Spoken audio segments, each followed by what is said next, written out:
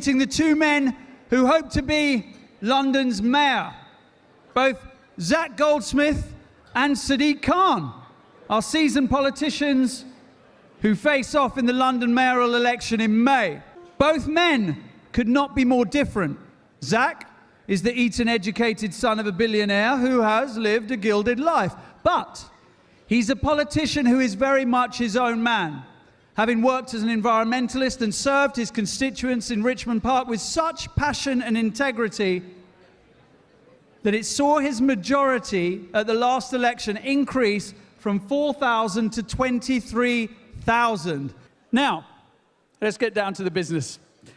What do you think qualifies you best to be the next mayor of London, Zac? Thank you very much. I'm going to start by saying I'm already being treated well. This is another magnificent Solansky production, as it has been every time, and it is a joy to be here. So thank you for your hospitality, delicious food, and everything else. To your question, I think to be a good politician, to be a good councillor, to be a good member of parliament, to be a good mayor of London, you need to be able to hold government to account when you think the government gets it wrong, and you need to be able to get a good deal from government for the people you represent. And I believe that that defines what I have been doing as a working MP over the last 6 years. I was elected in what was a comfortable Lib Dem seat. I was elected on the back of a long list of promises that I made to my future constituents, and I kept those promises day in, day out over the 5 or 6 years that I represented my constituents, and that's why at the last election I was returned with the biggest increased majority of any sitting MP in the country. A big green light from the people who know me best, because they know that when I make a promise, I deliver. And I think that is what makes a good politician. It's amazing how boastful you become when you're in an election, but you have to do it. I apologize. Yeah, well, you don't need to keep going on about your big majority. It's a little boasting there. What makes you the friend of small and medium businesses? I mean, we know that there are something like 800,000 small and medium businesses in London. Half of the employment is employed by them. You know, as well as was pointed out earlier by Kalpesh Solanki, 95% of convenience stores and newsagents are run by Asians, half of the pharmacies.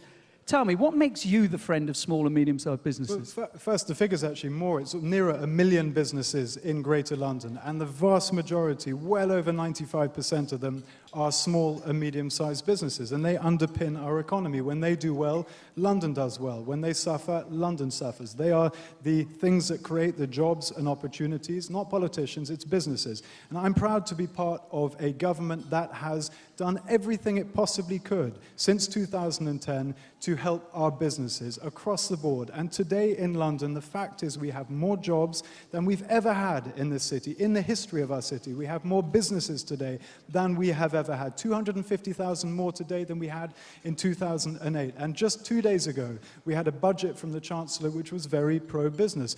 Big extension of business rate relief to help our small businesses, capital gain tax reductions, corporation tax reduction. It was a very pro-business budget, and I'm proud of that. If I win the election on May the 5th, my principal job will be to ensure that London provides as business-friendly an environment as it is possible to be. And that means dealing with issues that everyone else is worried about. It means dealing with the housing crisis. It means building more homes. It means making London more affordable for Londoners. If people are priced out of their own city, that's not good for anyone. It is a disaster for businesses wanting to recruit people. It's a disaster for Londoners as a whole. I regard that as the principal job of the next Mayor of London.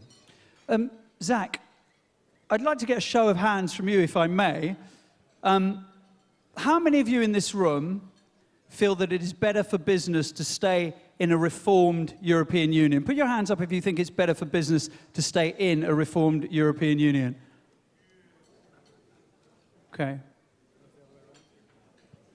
How many of you, for balance, because of course I work for the BBC, how many of you feel that we'd be better off outside of the EU?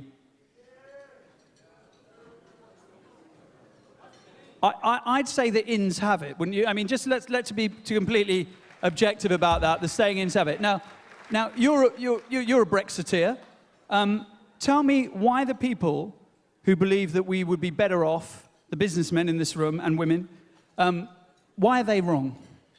I'm going to answer that question with two answers, if I can. The first one is to say that I have a job to do. I am the only Conservative mayoral candidate, and I have a job to do between now and May the 5th to persuade Londoners to make what I hope many will agree will be the right choice. London is at a crossroads. We can go forward with what Boris has done. We can build on that success. We can make it work for all Londoners, or we can take what I would believe is a giant step backwards into the dark. That is my job. I have to persuade as many people as possible between now and May the 5th, and that's all I'm doing. So at this stage, my vote on Brexit is no more valuable than the 48 million other people who are going to be grappling with this issue. And the second point I'd make is that the Mayor of London, the next Mayor of London, will not be charged with taking us out of Europe or keeping us in Europe. The next Mayor of London's job is to make work whatever decision is made by the British people in this democracy. Now, my own view, as an individual, as one of the 48 million people, is that we would be better off out of Europe. And there are a wide range of reasons for that. But I believe London is the most important city on earth. We are part of the 5th biggest economy on earth. Soon, if trends continue, the 4th biggest economy on earth. We have a big and bright and glorious future, whatever decision we take, but I believe we will have a better future if we come out of Europe. We'll have a more democratic country. We'll have politicians making decisions on our behalf who we can sack if we don't agree with those decisions. And I believe that we'll benefit from a global immigration program as opposed to one which is distorted by a free movement within Europe. So for those reasons and many more, I think we'd be better off out. I'd like to talk to you about a leaflet that you're well aware of that was sent out to the Indian community. It talked about Tamil gold, for instance, being under threat if Sadiq Khan gets in, a wealth tax that would affect Tamil community and their gold. Also, as well, the Sikh community were rather annoyed because it targeted Sikhs, but it seemed like just kind of Hindu Indians, and the Sikh community complained that it was crass and it was vulgar. Would you like to apologize for sending out that leaflet? Because it looked like tokenism to a lot of people. Not at all, not at all. My job over the next 48 days is to reach out to every single part of London. And that means reaching out to every community within London. I have not had an event, a public meeting or a breakfast, coffee morning or any kind of session with members of the British Indian community where concerns around crime, concerns around burglary, fears of the fact that people's homes are being targeted because there is a disproportionate amount. But wasn't it scaremongering though, Zach? Not at all. Burglaries have gone down. No, that's not true. They've gone up, unfortunately. In the last 6 months, burglaries have gone up, as have most forms of crime across London, from scams all the way to... So under Boris's watch? Under Boris's 8 years, crime has come down significantly. But burglaries have gone up. Over the last 6 months, we have had a spike of all forms of crime. That's a mathematical fact. I don't think the figures are arguable. We've had a great story on crime over the last 8 years under Boris, but all forms of crime have been on the rise for the last 6 months, which is why we need to protect police resources. It's why they need the tools and the backing and the resources that they're going to need to keep us safe. There's no arguing that. Have you sent a leaflet out to the Pakistani community?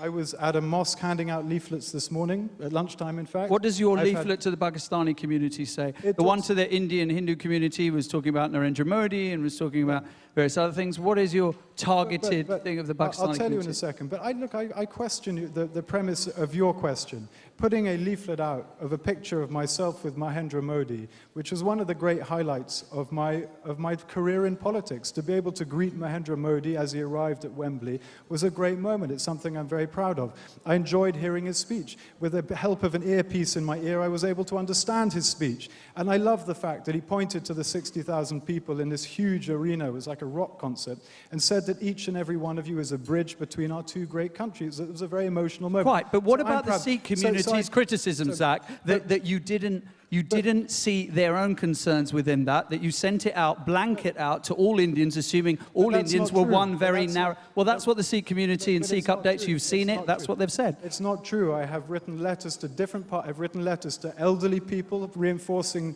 dealing with the concerns they have around Freedom Pass. I've written letters to the Jewish community, talking about the rise of anti-Semitism. I've written letters to the Sikh community, talking about issues relating to the Sikh community, issues that have been raised with me by supporters of my my campaign who belong to the Sikh community. You asked me about my leaflet today. It was very clearly and very simply about my record as an MP. My record as someone who makes promises and keeps those promises, which I think is the most important ingredient if you want to be a good politician. But my job is to reach out to every part of the community, and the message in every piece of literature that has gone out in my name is the same. It's about more homes, it's about better transport, it's about safer streets, and it's about making London the greenest city on earth. That message is central no matter who I'm speaking to. You will be aware now, as I'm not sure many people in the audience will be aware, that Ian Duncan Smith has resigned from the cabinet. Now, you have been asked to step down as a patron of a disability charity because you voted for disability cuts. Why did you do that? Why did you vote to take money out of the pockets of some of the most vulnerable people in this country? So first of all, on the charity, I have a long record of working. It was a charity called Richmond Aid. I've worked very closely with Richmond Aid for many years. I have a good relationship with Richmond Aid. They will tell you, if they were here now, as they have told the newspapers, that I have worked closely with them. I've helped their clients. We have a good relationship. That doesn't change. I am the MP for Richmond Park and North Kingston. My job is to represent the people who are their clients, and that will continue for as long as I remain an MP. The relationship is a good one. On the ESA cuts themselves, well, the philosophy behind the ESA cut is very simply that people are best helped if they're helped into work.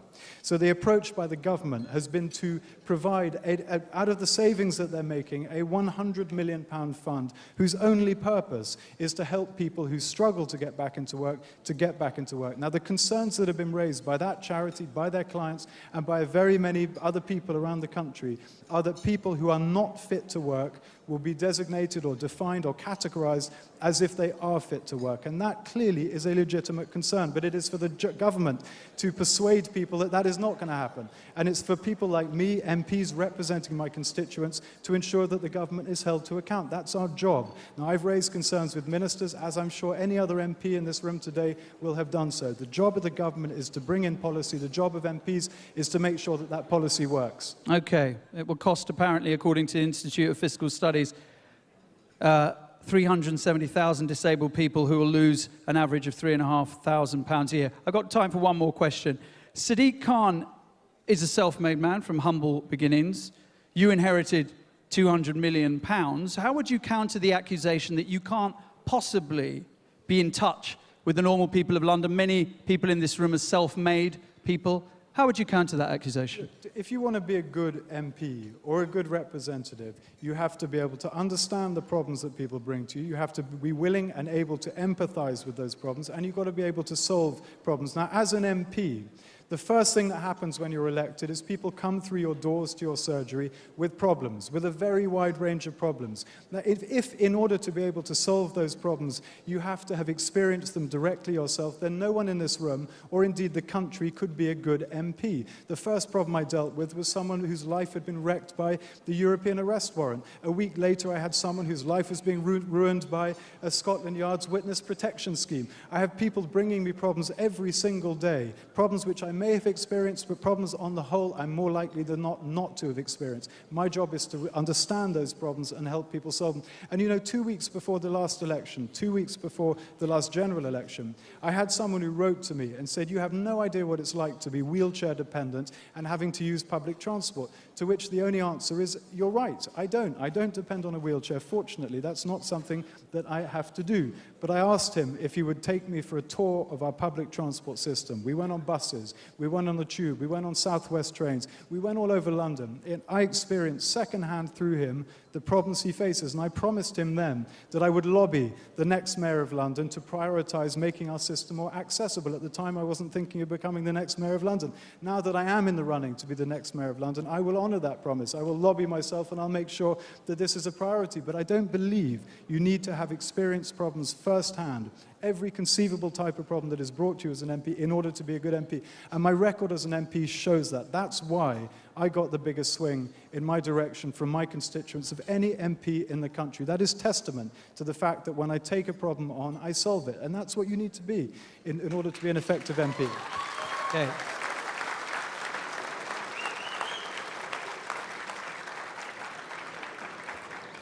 that's all we've got time for, unfortunately. But ladies and gentlemen, Zac Goldsmith. Thank you very much.